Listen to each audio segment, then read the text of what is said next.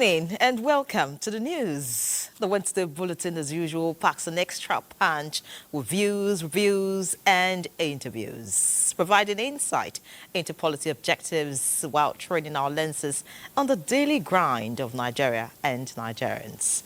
We will also integrate some sectoral roadmaps and see how the drivers are navigating the bumps on the way.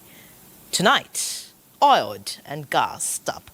New NNPC limited leadership to give new energy to petroleum sector initiatives. And from Kyari to Ojulari, what is in the pipeline for the NNPC limited? From the judiciary, Edo Governorship Election Petition Tribunal upholds the election of Governor Mande Okpebholo, dismisses the petitions of PDP and Action Alliance. On World Autism Day, we have a special report on understanding the condition in Africans, while we celebrate the genius of a young Nigerian who sails a world record on canvas. On business news, a businessman, Benny, reports on a $149.6 million injection of funds to rejuvenate the nation's industrial sector.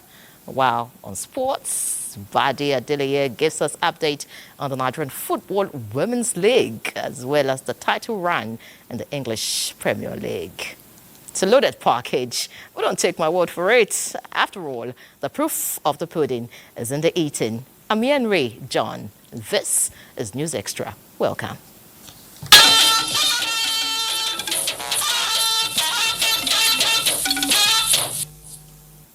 We'll begin tonight with the NNPC Limited, as the board of the Nigerian National Petroleum Company Limited, NNPCL, has been reconstituted by President Bola Tinubu with a new 11-man board, having Bashir Bayo Ojulari as the group CEO and Amadu Musa Kida as non-executive chairman.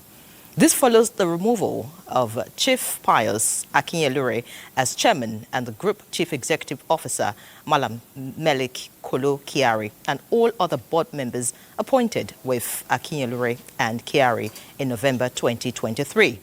Adedakpo Shegun, who replaced Umaru Isa Ajiya as the chief financial officer last November, has been appointed to the new board by President Tinubu. 6 board members, non-executive directors, represent the country's geopolitical zones. They are Bello Rabiu, Northwest, Yusuf Usman, Northeast, and Babs Omotoa, a former managing director of the Nigerian Liquefied Natural Gas, NLNG, who represents the North Central. President Tinubu appointed Austin Avuru as a non-executive director from the South-South, David Ige as non-executive director from the Southwest, and Henry Obi as a non-executive director from the Southeast. Lydia Shehu Jafia, permanent secretary of the Federal Ministry of Finance, will represent the ministry on the new board, while Aminu Said Ahmed will represent the Ministry of Petroleum Resources. All the appointments are effective April 2, 2025. President Tinubu, invoking the powers granted under Section 59, subsection 2 of the Petroleum Industry Act 2021, emphasized that the board's restructuring is crucial for enhancing operational efficiency, restoring investor confidence, boosting local content, driving economic growth, and advancing gas commercialization and diversification. President Tinubu also handed out an immediate action plan to the new board to conduct a strategic portfolio review of NNPC operated and joint venture assets to ensure alignment with value maximization objectives. President Tinubu expects the new board to elevate NNPC's share of crude oil refining output to 200,000 barrels by 2027 and reach 500,000 by 2030. President Tinubu appreciates the old board members for their dedicated service to NNPC Limited, particularly their efforts in rehabilitating the old Port Harcourt and Warri refineries, which enabled them to resume petroleum product production after prolonged shutdowns.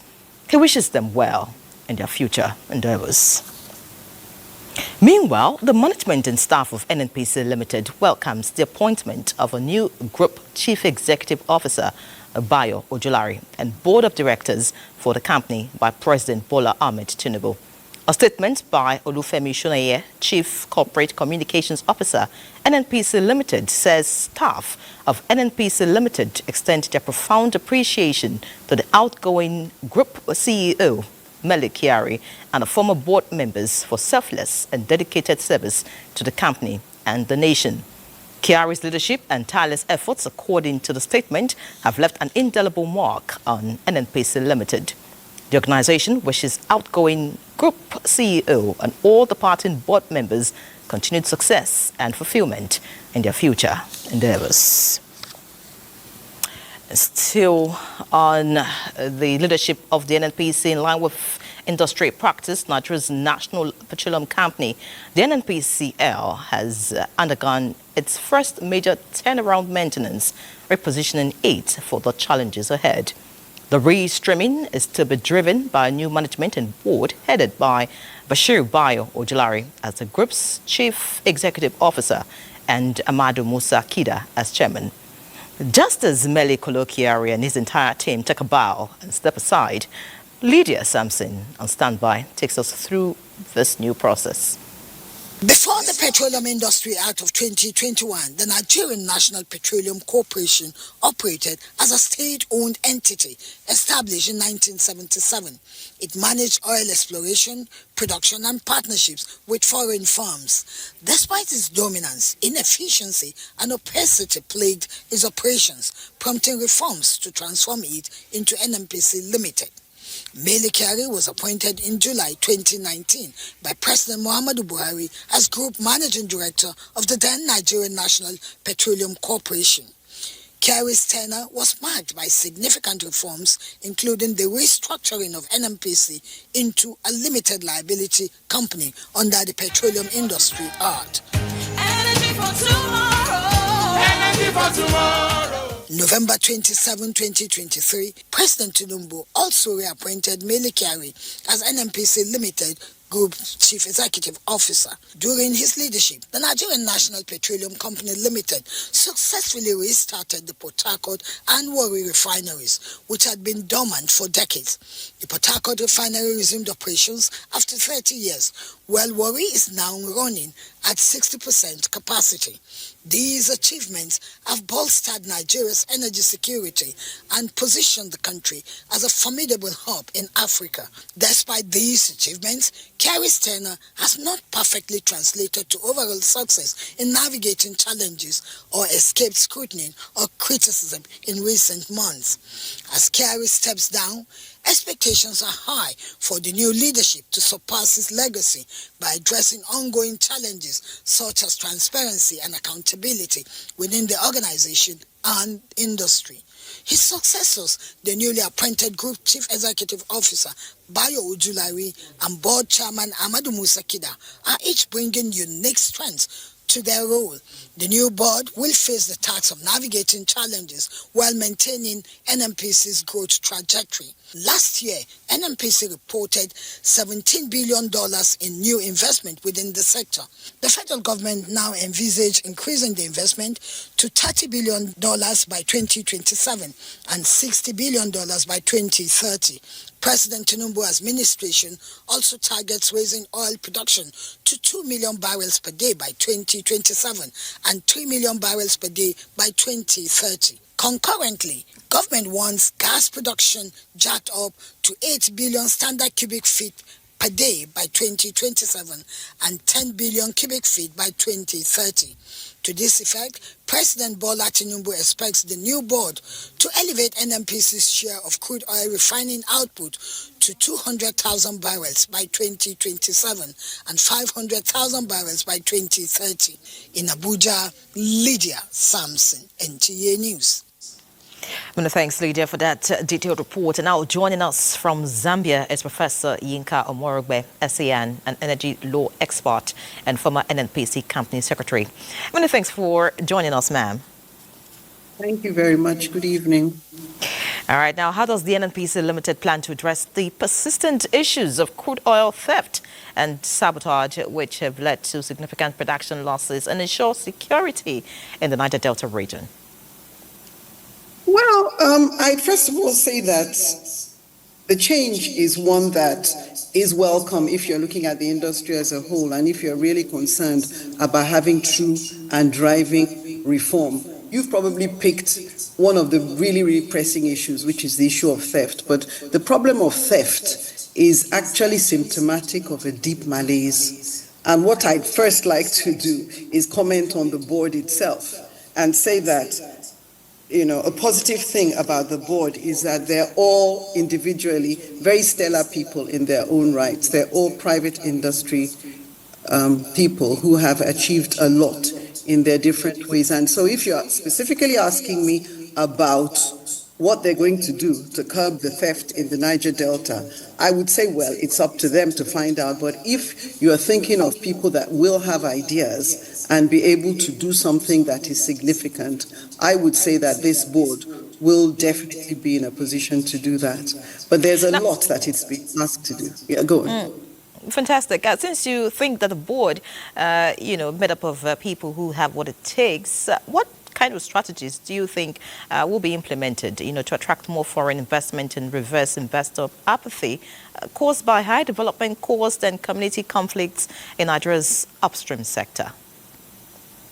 Well, again, I think that the question you're probably asking me is a question that you should ask the board, because the board is the one that is going to know that. But then again, if I concentrate on what the board is and I concentrate on what the reform was to do, I will say that for the first time, we now actually have something that is symptomatic of reform. We had Malam Kyari there for six years, and he was there.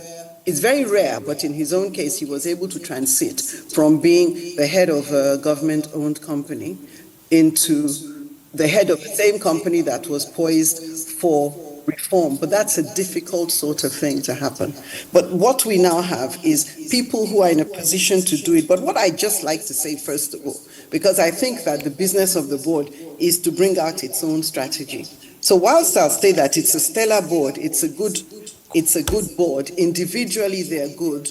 There are just some little issues that I find quite interesting about the board. I find it very interesting that the GCEO was until today the chief operating officer of Renaissance, a company that's poised to take over the Shell assets. And I just wonder what the JV meetings will be like now that you have essentially, you're going to have in the short term 85% being, in a sense, controlled. People might argue that it will not be controlled, but there's a little bit of conflict.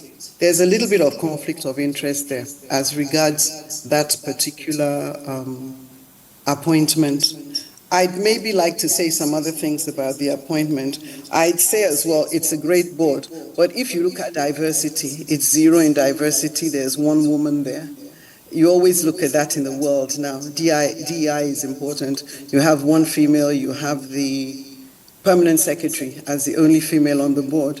And then again, if you look at ethnicity, you have 4 Yoruba people out of 11 persons there.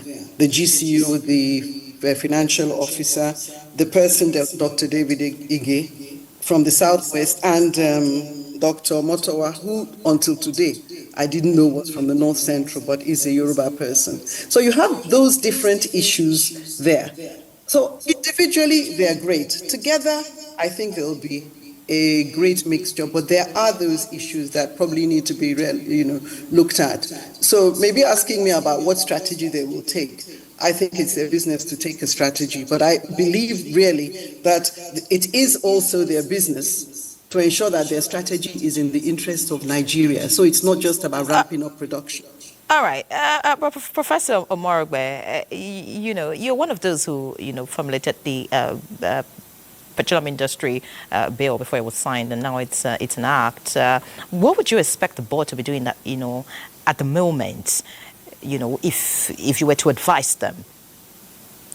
It should be repositioning Nigeria to take up its place as a real giant in Africa.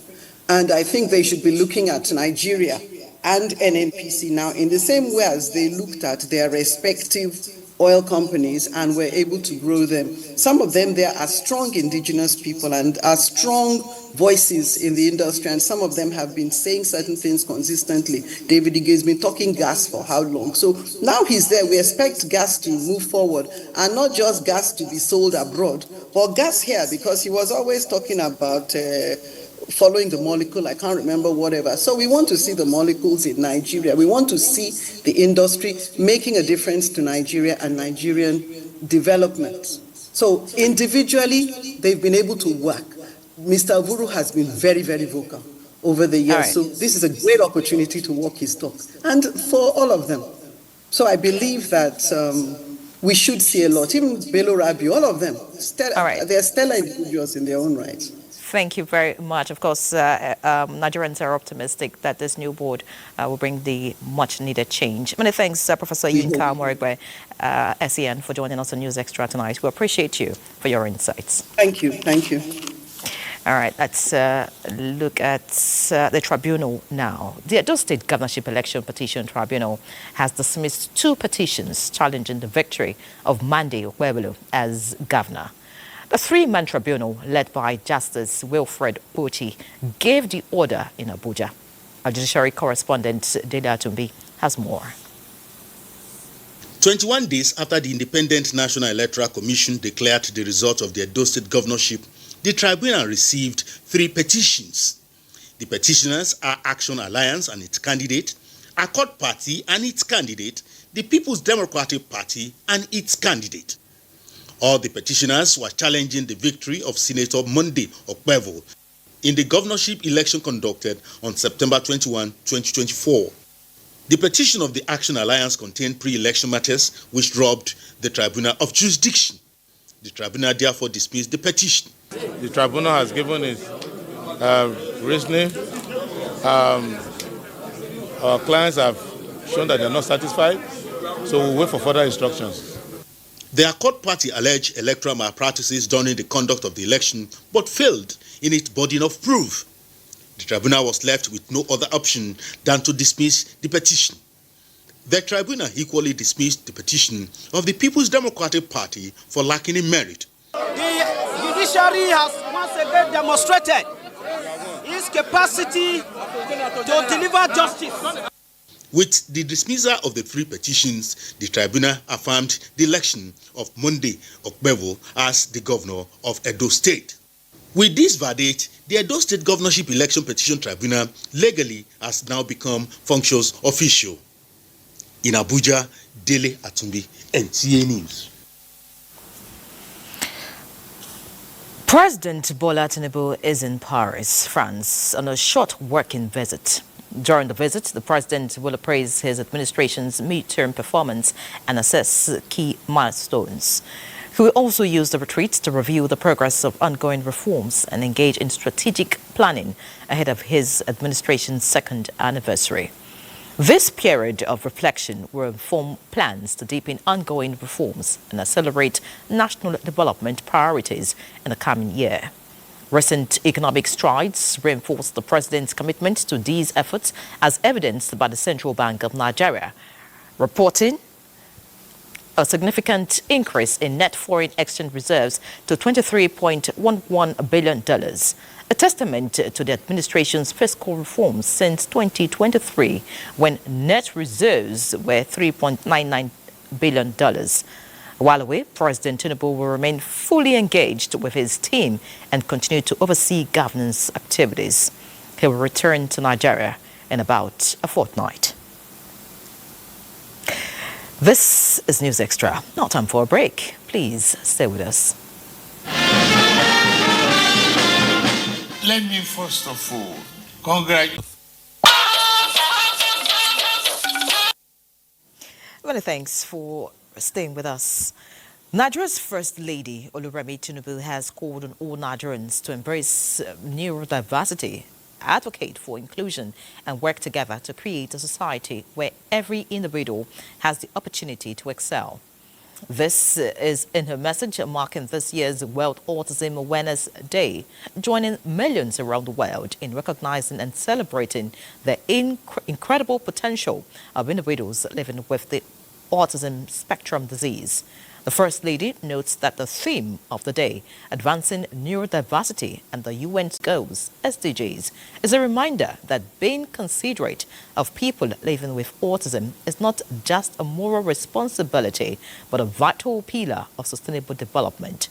She describes neurodiversity as a beautiful testament of human uniqueness, noting, however, that many individuals with autism continue to face discrimination in accessing quality education, healthcare, employment, and social acceptance, despite efforts to achieve SDG 4 and 8 that cover access to quality education and economic opportunities for all. Similarly, using disability as an excuse for not succeeding in life is fading in most climes as those affected are imagined to ink their names in history. On this year's occasion of World Autism Day, Ayodeji Makinde captures the moment an autistic personality broke the world record at an iconic location in Abuja. The Eagle Square is renowned for hosting national events, and therefore it came as no surprise when this edifice welcomed people from different backgrounds to commemorate this year's World Autism Day. As Nigeria joined the rest of the world, Kanye Achuku, Kanye Tagbo Okeke, a 15-year-old artist with autism, crafted a new Guinness World Record. In the heart of Eagle Square, Abuja, lies a massive 12,303.87 square meters art canvas by Kanye, eclipsing the previous record of 9,652 square meters by Ahmad Salehi. It took 12 weeks for this student at the Ziba Foundation to complete the task. Kanye is a young man that has not allowed infirmity to hinder him. He's a young man that has the ability to change the world. Supported by their loved ones, the Tagbo Okeke family have had their fair share of the challenge. For them, talents have no boundaries, and impossibility is a myth. Our good days, and we have our not so good days, but well, we just have to continue, never give up, show love, give him attention, and encourage him. Here is a child born with a somewhat difficult condition. He's been able to do what those who are perfectly normal are not able to do. And he's done it with such remarkable ease, dedication, and commitment. Autism is a neurodevelopmental condition of variable severity with lifelong consequences characterized by difficulties in social interaction and communication.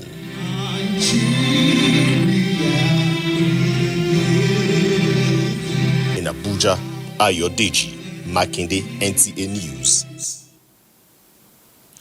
Well, thanks, Ayodeji. Now joining us for a discussion is the world record holder for art canvas, Kanye Achuku Tagbo Okeke, and his mom is also with us to run us through what it was like, first and foremost, accepting the responsibility to nurture Kanye, and of course, get through the challenges and win this championship at the end of the day. Many thanks for joining us, first and foremost. Thank you. All right. So could you just tell us what it was like, at first when he was diagnosed that Kanye, was going through autism, and how was he able to accomplish this feat, winning this world record? When we first got the diagnosis, of course, you're heartbroken. Everybody wants their child to be typical. For my husband and I, like I said before, it was heartbreaking. But you try not to dwell on the negative part. You have to start to look for ways to help the child. Say, how do I help him? How do I help him through tantrums, through the difficult part that he has to navigate because of this particular condition? For us, it was more of a no-brainer. We as the parents, we just have to pull ourselves together and say, we have to help Kanye. We have to give him love. We have to give him attention. We have to do our best to help him navigate his path through society. It's sounding really easy, but I'm just wondering what it was like, if you were to give us a clear picture of all of this. But it's really outstanding, for Kanye to have beaten the previous world record holder of 9,652 square meters with a new record of 12,303.87 square meters. What impact should this have on those with autism? Actually, he beat his previous record again. Now it's 12,381 or 82. So he has surpassed what he had before. For what this record means to people on the spectrum, it's a message of hope. It's a message to parents that are going through what we are going through, that every child, no child should be left behind.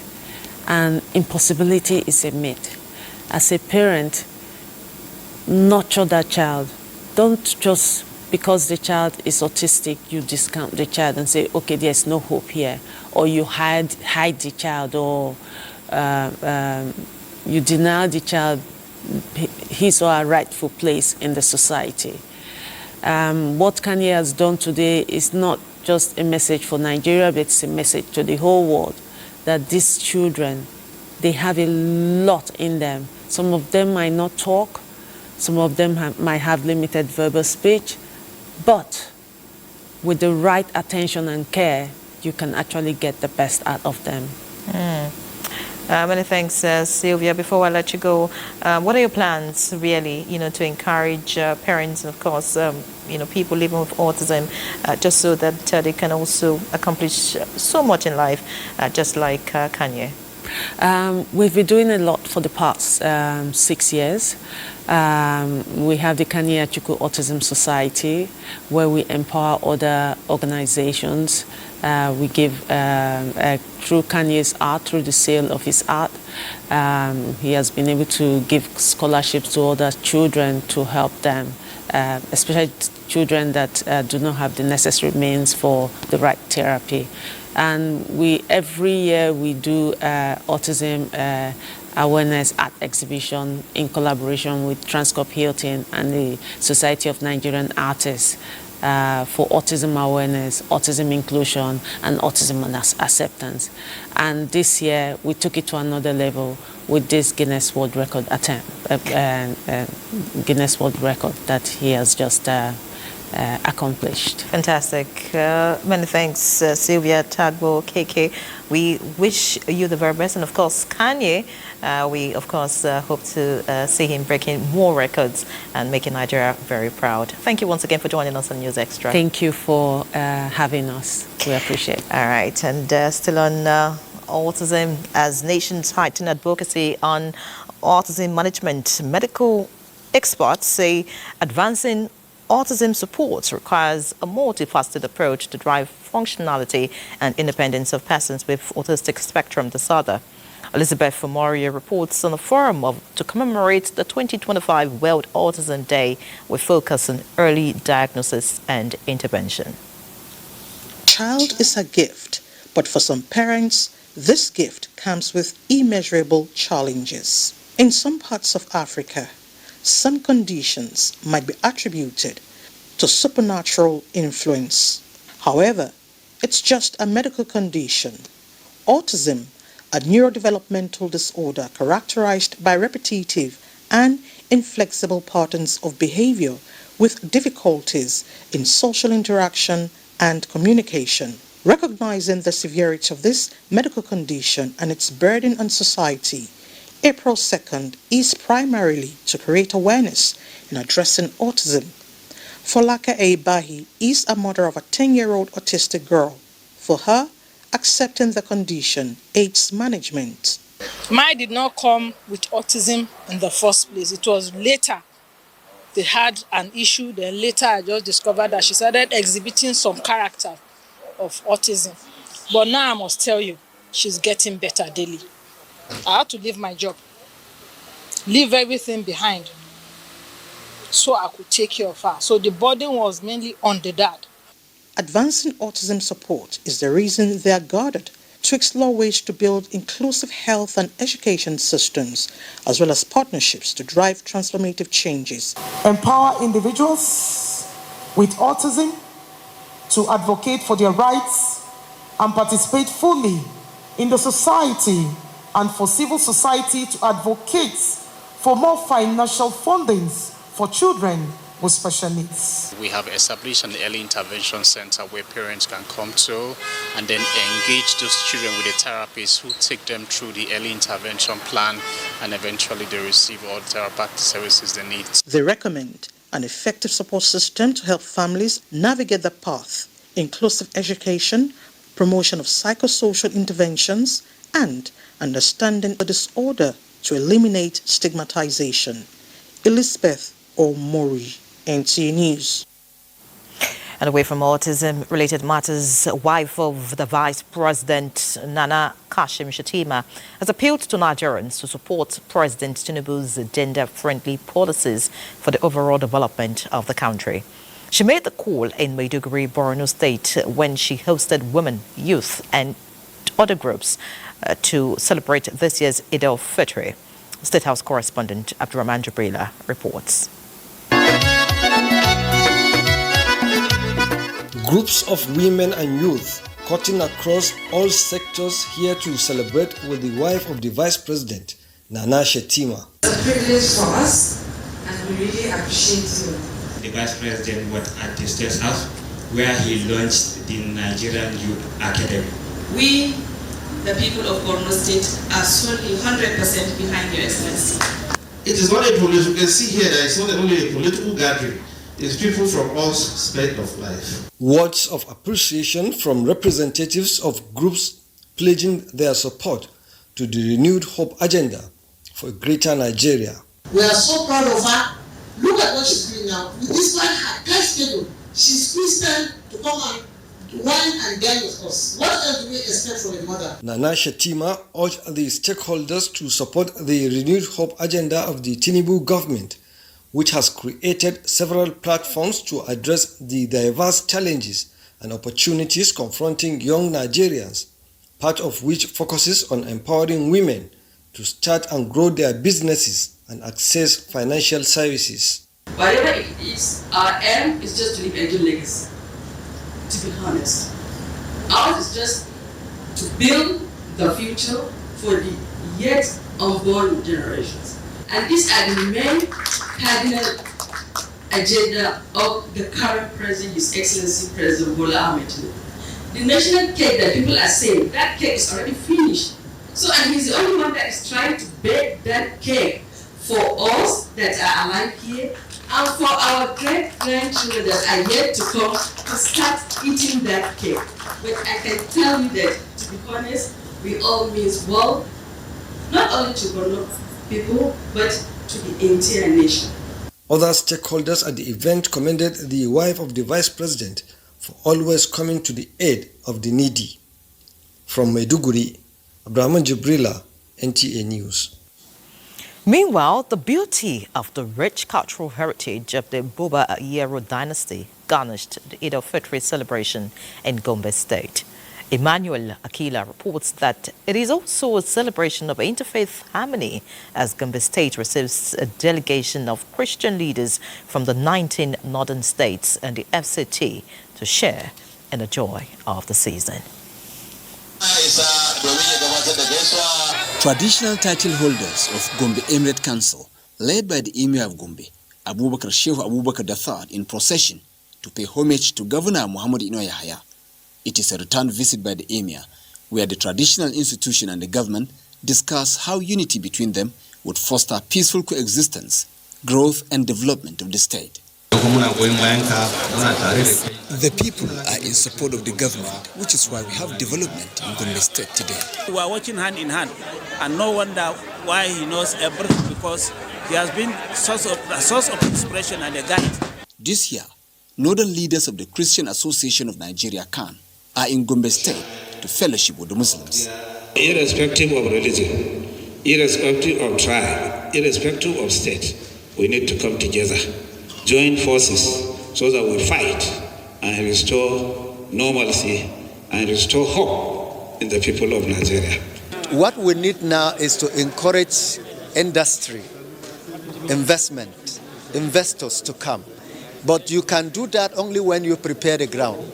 Any person who comes here to establish an industry will not lack in power, will not lack in water and all the rest. So this is what we need.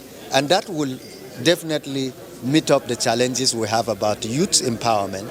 The blend of religion and culture in the Bubayero dynasty in Gombe State is indeed a veritable platform for unity, peace and prosperity. In Gombe, Emmanuel Akila, NTA News. Nigerian traditional leaders are advised to ensure their proper complementary role in addressing the insecurity issues affecting some Nigerian border communities. Bauchi State Governor Bala Mohammed gave the advice during the Salah homage by Emir of Bauchi Rawanu Suleiman Adamu to the government house known as Hawan Briki. Awal Abdullahi reports. Salah Daba of Hawan Bariki, a long-age tradition reflecting the influence of British colonial rule on the Bauchi cultural practices.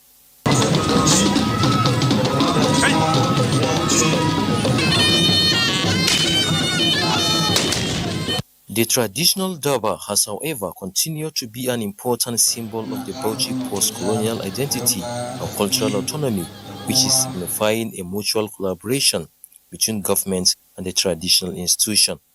The Deputy Governor, Mohammed Awal Jatau, said Governor Bala Mohammed's administration has remained focused on promoting unity, peaceful coexistence and development through the cultural heritage. The sustenance of this age-long tradition is a manifestation of the support and honor I enjoy from the traditional institutions in the state. This understanding between the government and the traditional institution will go a long way in strengthening the existing cordial relationship between the two parties. With the aim of fostering a sense of unity and shared purpose among the diverse communities, this year's Hawan Bariki was attended by prominent personalities from across the country and beyond. In Bauchi, Awal Abdullahi, NTA News. Now, the governing All Progressives Congress has described comments by the former governor of Anambra State and Labour Party presidential candidate in the 2023 general elections, Peter Obi, during his recent appearance on a television program as unpatriotic and opposition taken too far. A statement signed by the National Publicity Secretary, Felix Morka, indicates that Peter Obi's usual self-glorification of "if I were the president, I would have done better," end of quote, was mischievous, untrue, and unrealistic owing to his poor performance in Anambra State for 8 years. The statement notes that President Tinubu met a huge economic crisis on ground, which he never hesitated to propose solutions to, put the country on the sound footing of taking its rightful place amongst the Committee of Nations. It states that debts were cleared, oil production benchmark increased, refineries back on stream with private sector participation, forex instability tackled, prices of food crushed, as well as many reforms in various key sectors that are gradually yielding far-reaching impacts. He advises opposition to critique with the spirit of nationalism. Nigeria is strengthening its bilateral ties with Algeria as Air Ordere launches its inaugural flight to Abuja. A statement by the Ministry of Foreign Affairs says this new route is set to enhance regional connectivity and boost trade and tourism between the two nations. It says the flight will operate on the Algiers Abuja Douala route starting April 6, 2025. As Nigeria welcomes Air Algeria's inaugural flight, the move is said to have a positive impact on the country's economy and its relationship with Algeria. Therefore, increased air connectivity will further provide opportunities for businesses to expand operations, tourists to explore new destinations, and people to connect with each other easily. Meanwhile, participation in railway development, Nigeria's rail sector, remains an untapped industry holding immense prospects and potential to transform the country's socio-economic growth and prosperity. Transport correspondent Ladi Bala examines the vital role of private sector participation in accelerating an effective railway system in Nigeria. Decades after independence, Nigeria's railway system remains a work in progress. Despite successive administration's efforts, the sector still needs significant transformation to meet its full potential. However, the current administration has shown willingness to make the railway system more effective. Experts agree that government alone cannot drive this process. Private sector participation is essential to unlock the sector's true potential. But it's open, the opportunity is there to invest. Okay? It will generate employment, it will create competition, which is very necessary between them, this type of operator and railway corporation, which is also an operator. So, and that will bring what? To bring better services. According to experts, the railway sector is Nigeria's next oil waiting to be harnessed. Government can incentivize the private sector, can kickstart the opportunities for the private sector. In most of the developed economies, actually government takes it upon themselves to move people and goods on rail. By building good road networks, you will find that private entities will become interested, get into that space and start to maximize the opportunity and the value chain. With private sector involvement, this vital mode of transportation can be transformed and drive socio-economic growth. In Abuja, Ladi Bala, NTA News. Let's head to Lagos now. MTN Yellow Care, a corporate social responsibility initiative by staff of MTN Nigeria, is helping students of Iwerokun Senior Community High School fulfill their desire of a conducive learning environment. MTN Yellow Care has inaugurated and formally handed over a refurbished block of 4 classrooms to the school authority and the Lagos State government. Joel Popola has the rest of the story. A promise made and conceptualized in the previous year has now come to fruition as this block of classrooms is ready for use by students of Iwerokun Senior Community High School, Lakwe, Lagos. The project, personally funded and equipped by MTN staff and its ecosystem of partners, is a major leap for the school. The State Commissioner for Basic and Secondary Education, Jamiu Ali Balogun, and the school's principal who were conducted around the facility commended MTN staff for helping to address one of the most pressing needs of the school. We really appreciate the staff of MTN for their good gesture for donating this edifice to our school space in Lagos State. It represents the dreams of young learners who will now have a more conducive environment to study. Chief Corporate Services and Sustainability Officer of MTN Nigeria, Tobechuku Okigbo, and Executive Director, MTN Foundation, Odruanyo Sonya, noted that Yellow Care has been a veritable platform for positive impact. The gesture, according to them, will maximize the potential of the students. The organization gives staff 21 days within which to personally, not just from their monies, but also their time, to dedicate something to these communities in which we operate. And what we're trying to do is to provide a conducive environment, essentially to complement what the state government is doing. The project started June last year, and we have officially handed over a block of about 6 classrooms with conveniences and furniture.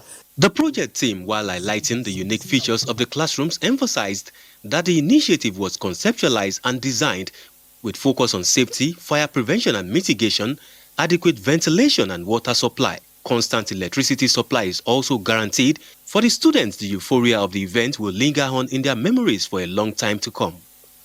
In Lagos, Joel Bukwola, NTA News.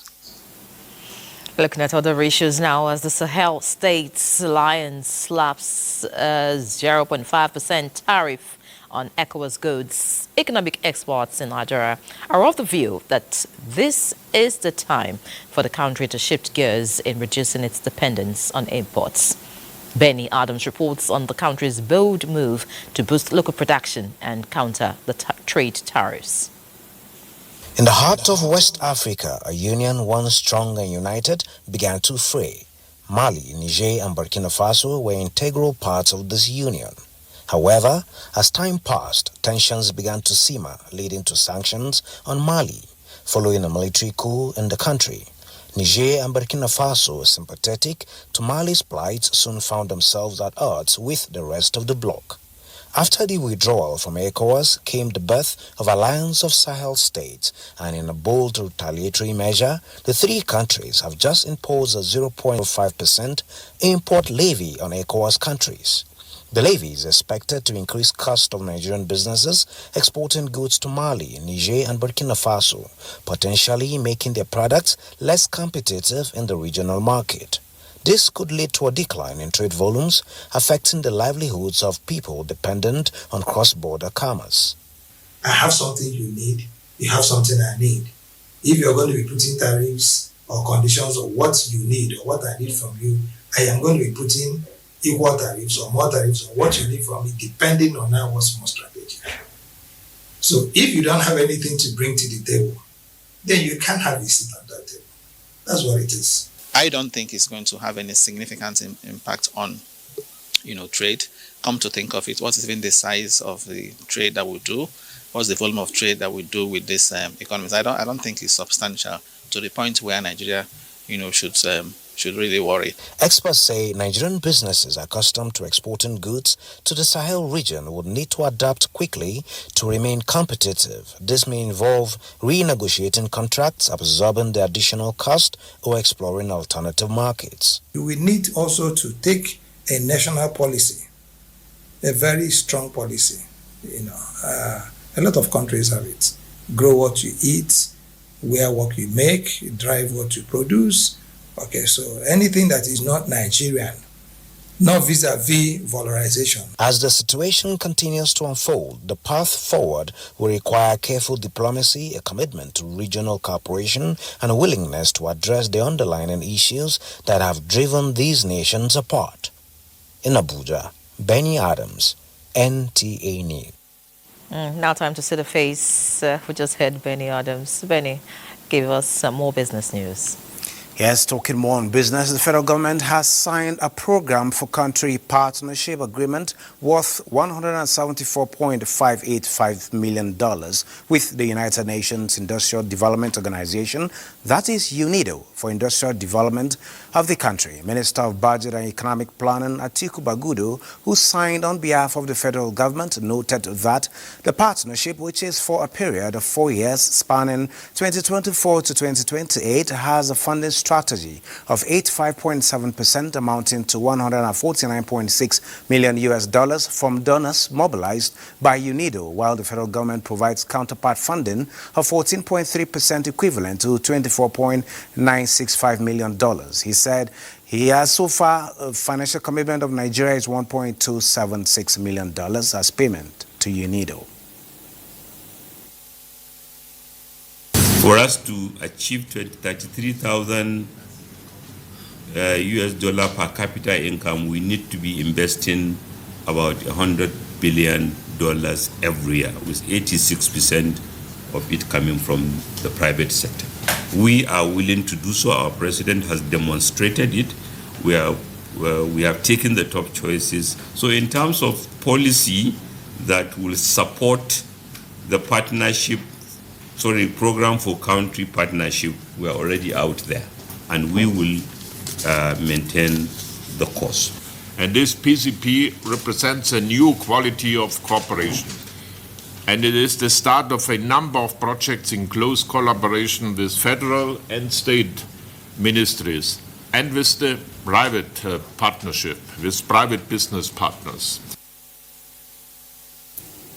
And on another cheering note, Nigeria's net foreign exchange reserve, that is NEFA, has surged to $23.11 billion, its highest level in over 3 years. This is according to the Central Bank of Nigeria, where it says the net foreign exchange reserve is a portion of a country's foreign exchange reserves that remains after deducting short-term liabilities such as the FX swaps and forward contracts. It represents the actual reserves available for meeting immediate external obligations. The latest figure marked a sharp rise from $3.99 billion to the end of 2023, showing improved external liquidity, reduced short-term obligations, and renewed investor confidence. The NEFA, which accounts for near-term liabilities such as FX swaps and forward contracts, stood at $8.19 billion in 2022 and $14.59 billion in 2021. Meanwhile, gross external reserves rose to $40.19 billion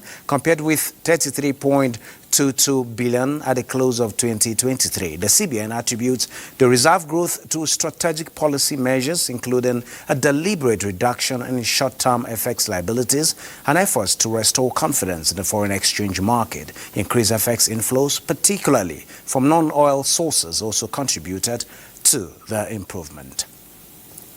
And from FX to the stocks, where Nigerian stock market resumed from the Eid Fitr holiday on a weak note, with most sectors closing in the red, a reversal of the gains posted in the last trading session. The bearish performance was largely driven by sell-offs in oil and gas industry and banking stocks. As such, the all-share index actually dropped by 14 basis points, closed at 105,515.99 basis points, while investors lost 90.70 billion as market capitalization closed at 66.17 trillion naira. South Africa JSE top 40 closing at 0.92%, and looking at Tunisia Tune Index, that's the only stock market that was on the green marginally by 0.09% to close at 10,984.10 basis points.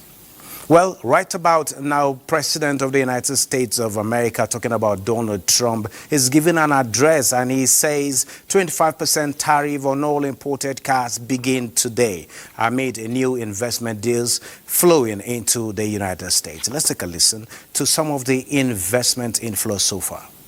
Trump pushing ahead with his America First agenda. Breaking news, Apple announced it's going to work with Foxconn to build a server factory in Texas by 2026. The company says it is now planning to invest $500 billion in the U.S. economy. The CEO of SoftBank pledging to invest $100 billion in the U.S. over the next 4 years. The idea is come to America, build greatness in America, build for American customers. This is the latest pledge from a foreign business leader promising to spend big in the U.S. President Trump announcing $100 billion investment from Taiwan Semiconductor, bringing the company's total American investments to $165 billion. The most powerful AI chips in the world will be made right here in America. Things happen so quickly in the Trump world, right? It's 100 days. Right. It feels like it's 100 months. NVIDIA says it will invest hundreds of billions of dollars over the next 4 years. Furniture maker Prepack are shifting their operations from Canada to North Carolina. Johnson & Johnson says it will invest more than $55 billion in the U.S. Hyundai announced a $20 billion investment. With your leadership, Mr. President, Hyundai Motor Group is proud to be a stronger partner in America's industrial future. Honda is building one of the biggest plants. GE Aerospace announcing a nearly $1 billion investment into American manufacturing. $27 billion additional spend, bringing our total to more than $50 billion. The money's rolling in, and this is in the past 60 some odd days, Charles. Today, we are investing $20 billion. The Trump effect this morning, a string of massive wins. Wisconsin-based Clarios is putting up $6 billion to expand its American operation. And what's driving these decisions? Well, President Trump's aggressive Made in America policies and his commitment to bringing industry back to American soil. This is exactly what Trump promised. America First is back. Well, that's the United States of America. Next, it will be Nigeria. Well, that is it on business. It's time to take another break. Do stay with us. ritual starts here, surrounded by life-made furniture. From my wardrobe to my bed, life-made furniture's whole house customization designs every piece to perfection. I love that in Lagos, Port Harcourt, Abuja, Ibadan, and Kano, there's life-made furniture. For a whole house customization and furniture projects, call 081 2000 6000 or visit elifemade.com. LifeMade, your life made forever. No buy am! But why? No see say this big bull bag of rice no get the new big bull holographic seal?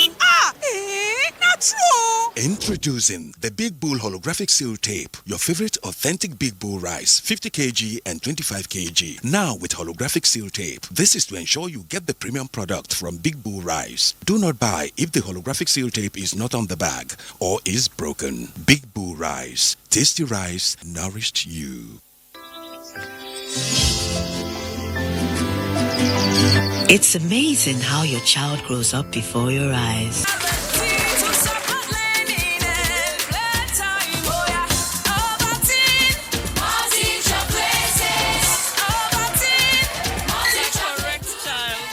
Delicious Ovaltine, smart choice for smart kids. Imagine lovely meals you can cook with these ingredients. You spend heavily, but no guarantee of a tasty meal. Not making a right choice of seasoning cube can ruin your meal, money, and confidence. For a tasty meal, do not compromise. Choose Gold. Use Terra Gold for the rich, consistent taste your loved ones crave for. Good for soups, stews, and jollof. Terra Gold. 1 cube, endless possibilities. Many thanks for staying with us. The National Orientation Agency says campaign against fuel scooping is yielding positive results as it takes feedback to government and other stakeholders for immediate action. Kenneth Nanim reports that the agency is urging relevant authorities to prioritize the concerns being raised. Incidents of overturned articulated vehicles, especially tankers loaded with petroleum products, were frequently being experienced in parts of the country. When this happens, some citizens, out of ignorance or greed, throw caution to the wind, are moving to scoop the product or to loot the goods, as the case may be. Unfortunately, the overturned petrol tankers usually get exploded, most times causing loss of lives and property. As worrisome as the situation was becoming, President Bola Tinubu gave the National Orientation Agency a fresh mandate for an intensive reorientation campaign. Having been in the field to ensure the message gets to the target audience, National Orientation Agency now has feedback. The nature of the roads, what have we done with this feedback? We're sending it back to Ministry of Works. So we're saying prioritize these type of areas. Do you understand? So that the challenge of bad roads leading to tankers toppling over will be significantly reduced.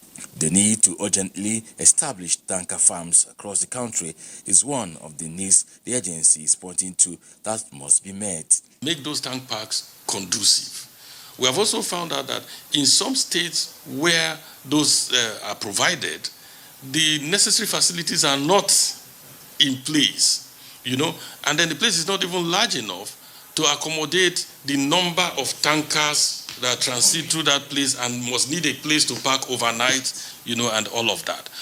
Drugs and other substance abuse amongst drivers of articulated vehicles, the agency also pointed to as a challenge that must be put on constant check. Which means that NDLEA, in its checking that it does along the road, should be more vigilant, about this nature of drivers, conduct drug tests, on them. Part of the findings also reveal that some citizens are yet to understand that these petroleum products that spill or other goods that are being wasted are other citizens' investments that should be protected.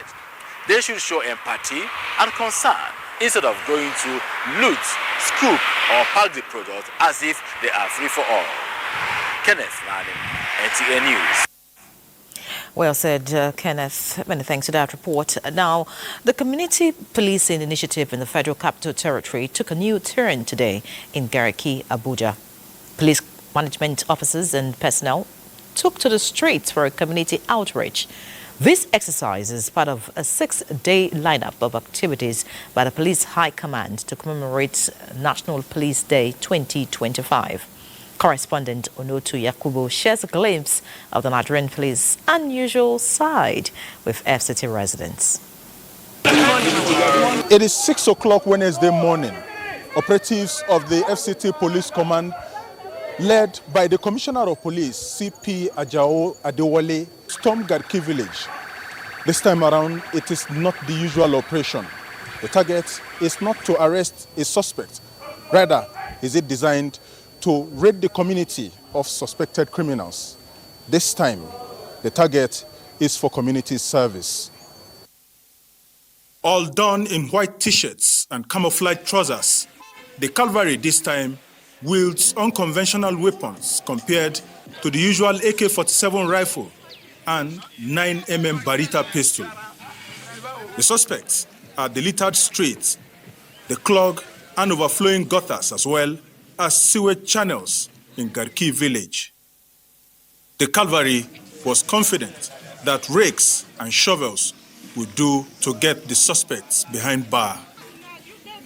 Commander of the operation, Ajao Saka Adewale, pulled the first trigger. We are here to give back to the community, the society we serve. The gesture is one born out of the quest to own the communities they are policing, underscoring the theme for this year's celebration, Say No to Crime. Off the streets, the team took the advocacy to the Sapei's Palace, drawing support for both law enforcement and the public in tackling issues of security. We have been making sure, calling our people, that we should make sure that we take note of anything that would destabilize or cause any confusion within the chiefdom. So we want to assure you, with your coming, we are going to collaborate with you. The command expressed gratitude to the IGP's visionary leadership and commitment to community policing to modernize and reform the police. In Abuja, Onotu Yakubu, NTA News. Police with brooms and not guns. So beautiful to see. Kudos to the FCT Police Command. Well, another major challenge of environmental sanitation is the location of dump sites, which ordinarily should be at the outskirts of communities. But when such sites are situated within residential areas and workplaces, it becomes detrimental to the health of people there. Now, this is the situation in the area where NTA Umuahia is located in Abia State. Ngozi Okafor will tell us about it.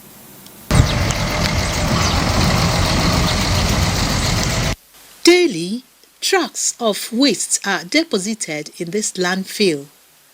They are moved from various points within Umuahia, the state capital. The landfill was carved out to ensure the city is clean and enthrone proper waste management.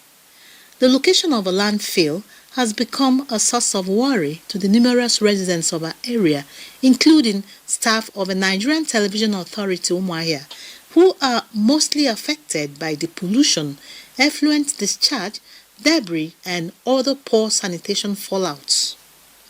They lament that the environmental condition has brought untold health problems and deterioration of aesthetics.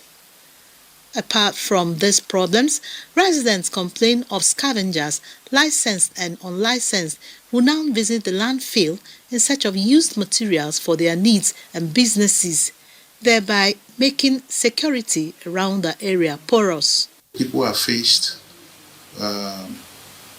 with the challenge of managing the stench from the place, and then the smoke when the place is being burnt. This is a gradual consumption that will ultimately, when get accumulated in the body, could come up with one disease or the other. So what we're going to do now is to ensure that the right environmental treatment in terms of fumigation and the rest are done, so that at least people around there will breathe better air. That's the first step. And I'm also engaging bulldozers now to come and push this waste dump down, this waste here, right down into the pit where it's supposed to be. That's the landfill. sharing a wall with the NTA, we they get there too. Now, with the proximity and attendant effluent discharge, the place is usually muddy and flooded, such that access to the office remains impossible whenever it rains. Obviously, yearning for intervention. Ngozi Okafor.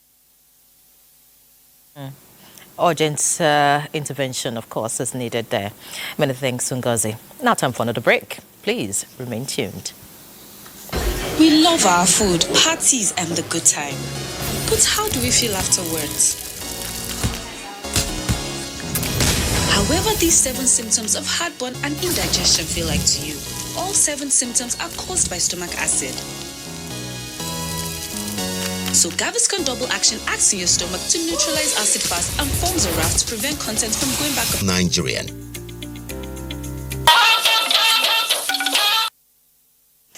Now time to talk sports. Badi Adeleye is here. Badi. Many thanks, Nyere. Now, to safeguard the integrity of Nigerian athletes by adhering to the global best practice and competing clean and fair for podium finish, President Bola Tinubu on Wednesday signed the anti-doping bill into law. The act domesticates the International Convention Against Doping in Sports and establishes an independent body charged with implementation of the World Anti-Doping Codes.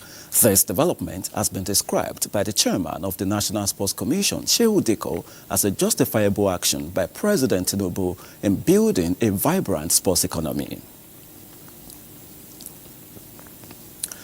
All is now set for the official jump-off of the 2025 Africa Women's Volleyball Championship in Abuja, with all participating teams and host Nigeria Customs Service alongside the Nigeria Volleyball Federation declaring their readiness for the competition. The technical meeting for the championship is currently ongoing, with the final draws for the tournament and, of course, the rules and other technical issues being sorted. Earlier, during an inspection tour of the venue, the Comptroller General of the Nigerian Customs, Adewale Adeniyi, confirmed that First Lady Senator Remi Tinubu will officially declare the tournament open on Thursday evening as the grand patron. She is going to not only attend the opening ceremony, but she's going to, play active participation in this tournament as the grand patron of the event, and as somebody who has been the rallying force for women development, for girl child development in Nigeria. So we are quite excited about that prospect of our involvement and participation. About 21 teams, including host Nigeria Customs Service, Alali Sporting Club and Zamalek Sporting Club, among others, will slug it out for honors and laurels at the 2-week championship. Now, more than 200 basketball players are set for the 2025 Colleges of Education Academic Staff Union Intercollegiate Basketball Championship for North Central. Organizers made this known when they paid a quarter visit to NTA Sports Channel at the Moshood Abiola National Stadium in Abuja, where the management assured them of necessary publicity for the games. 12 colleges of education across the North Central zone of the country will participate in the basketball championship. Most of the great sportsmen that Nigeria has ever produced were gotten from the grassroots, intercollegiate school sports championship. And we find out that that has faded away in recent times. So Kwasu Zuba chapter in the North Central zone now wants to reenact that. We want to reintroduce the intercollegiate sports where abundant talents. Right, that's it on sports, but let's remind you that, teams like Newcastle United and, of course, Manchester City recorded wins in the Premier League earlier this evening. It's back to Nyere. Many thanks, Bade, for the update. Now, the remains of the late Galadima of Kano, Abbas Sanusi, has been laid to rest after funeral prayers at the Kano Emir's Palace. Among the notable personalities who paid their respects were Governor Abba Kabir Yusuf, Deputy Senate President Barau Jibrin, and the former Governor Rabiu Musa Kwankwaso. Abdullahi Mustafa has the details. Late Alhaji Abbas Sanusi was until his death the longest-serving title holder in Kano Emirate. He served in various capacities and under different emirs for more than 6 decades. Late Abbas Sanusi was appointed senior councillor and Wombai by late Emir Ado Bayero. In 2014, Emir Muhammad Sanusi II elevated him to the highest princely title of Galadima, the position he held until his passing after a protracted illness. Since the early hours of the day, hundreds of residents, including prominent personalities, trooped to the emir's palace and the deceased residents to condole with the family, the emirate, and pay respect. Chief Imam of Kano, Professor Sani Zaharuddin, led the funeral prayers attended by Governor Abba Kabir Yusuf, former Governor Rabi Musa Kwankwaso, and Emir Muhammad Sanusi II.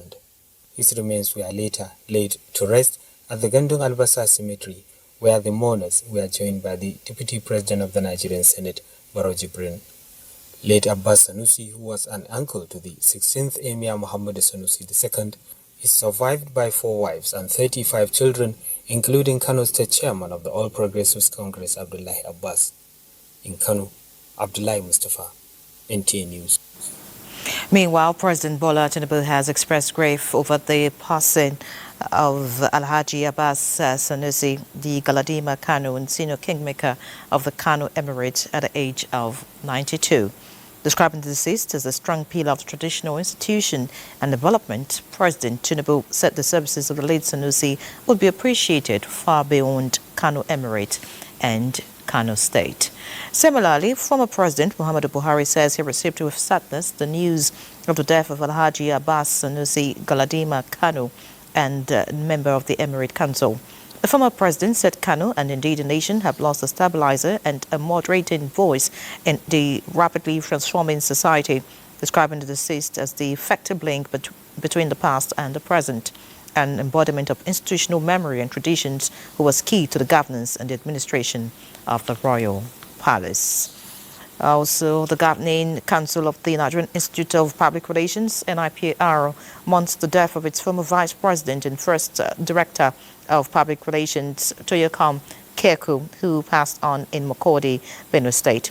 In a condolence message to the family through the chairman, Benue State Chapter, the President, Dr. Ike Nyeliako, said the late Vice President was an elder statesman who gave his all in service to the Institute and remained passionate about the affairs of the profession till death. So that's News Extra tonight. Thank you for watching. Have a good night.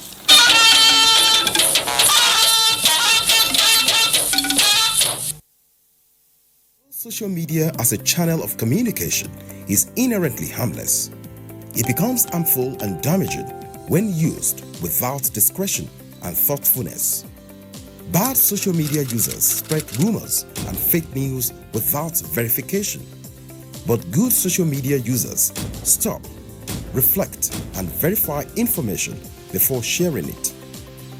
Be a good social media user. Stop the spread of fake news. Verify the authenticity of your source and use social media responsibly for a better Nigeria. This message